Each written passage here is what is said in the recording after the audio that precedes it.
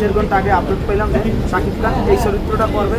আর এই চরিত্রটা যাইয়া আমাদের শাকিব খানের সাথে 100 জন মেজর থাকবে, সেইরকমভাবে ফুটিয়ে তুললে যখন পর্দায় আসবে, যখন আপনারা বসুন্ধরা দেখবেন, সেই বেতনা থেকে তেঁতুলিয়ে সব স্ক্রিনে দেখতে পাবেন যে শাকিব খানের তার ক্যারিশমা, তার পাওয়ার, তার জনপ্রিয়তা মেজর লেভেলে চলে যাবে। আর্মির ক্যারেক্টারটা করার পর আশা করি ভালো কিছু হবে।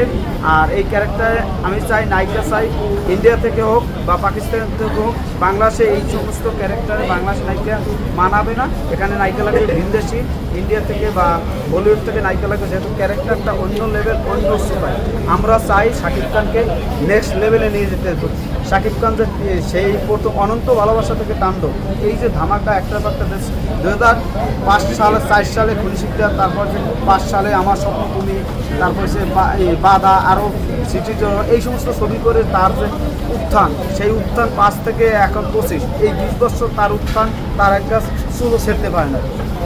শাকিব খান যা দেখাইতেছে এখন, এক একটা ছবি, এক একটা ক্যারেক্টার আমাদের মনে দাগ কাটতেছে। আমাদের যারা শাকিব ভক্ত তারা তো দাগ কাটতেছে, কিন্তু যারা যারা নতুন নতুন ভক্ত ক্রিয়েট হইতেছে, এক একটা ছবি থেকে নতুন নতুন ক্রিয়েট হইতেছে, প্রতি শোতে ক্রিয়েট হইতেছে, এটাই শাকিব খানের পাওয়ার, এটাই আমরা চেয়েছিলাম, এটাই পেয়েছি।